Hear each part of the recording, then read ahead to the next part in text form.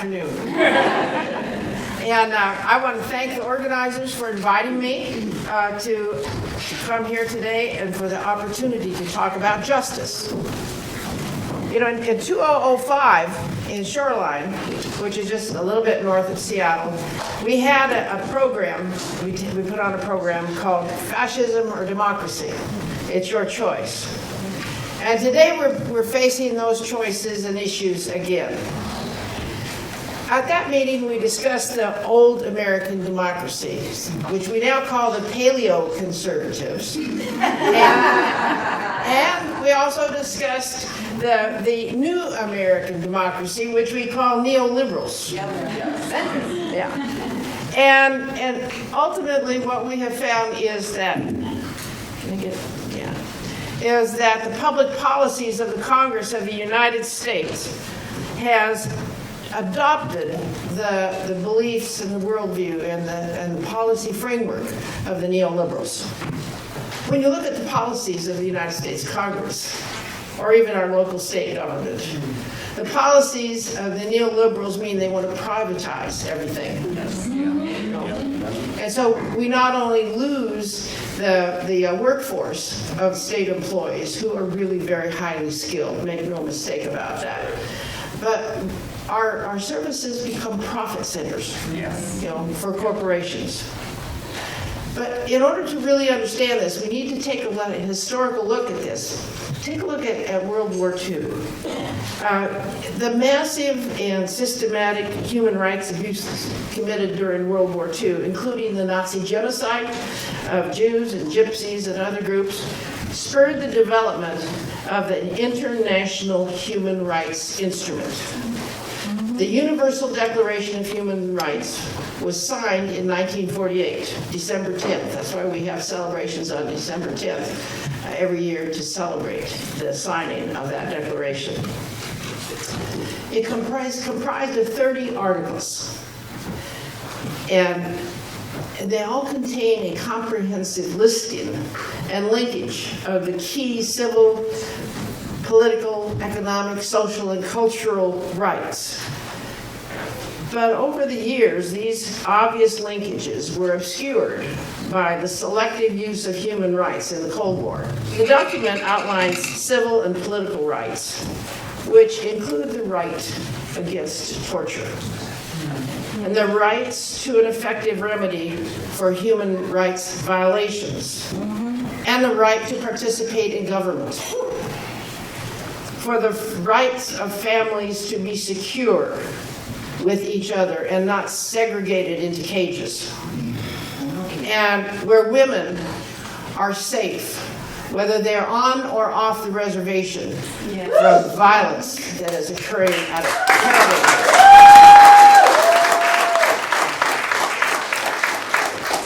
It also includes the right to work, the right to form and join trade unions, and the right to have adequate food, clothing, and shelter, and medical care, and education.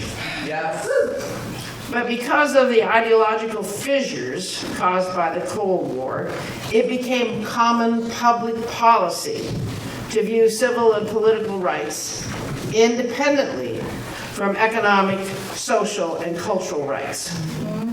Though this is a misinterpretation of the letter and the spirit of the document. Yes, it is.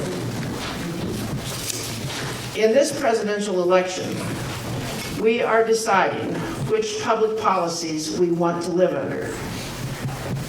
And that means for the next few years.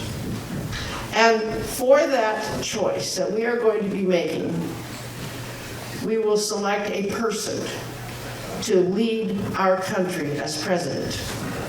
Now, Reagan viewed the government as the enemy, and Trump views the government as the swamp.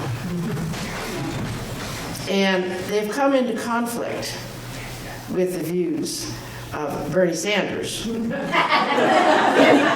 know I support, and the millions of people who support his candidacy for president of the United States.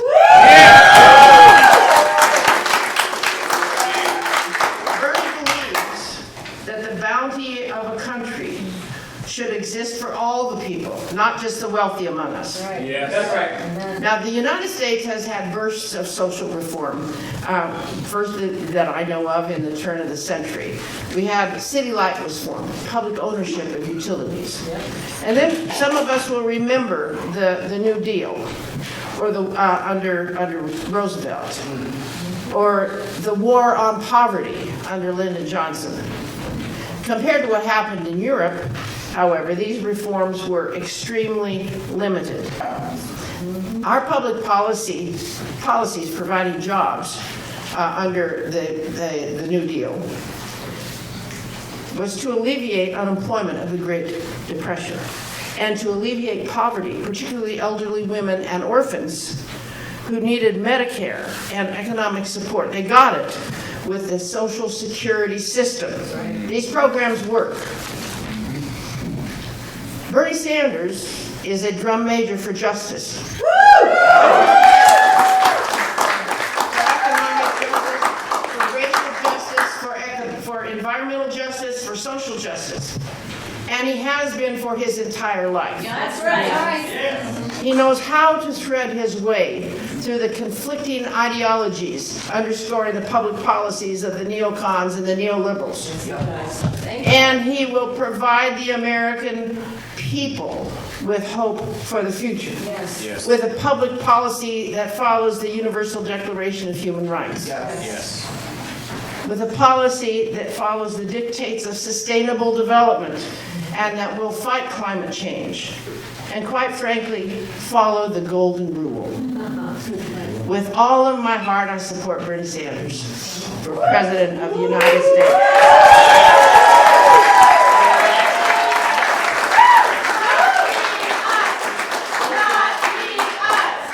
Not me, us. That's good, but let me get mine in. I hope you will join me. I know most of you are joining me in this struggle and this wonderful road to victory in that next November. And remember always to organize to win.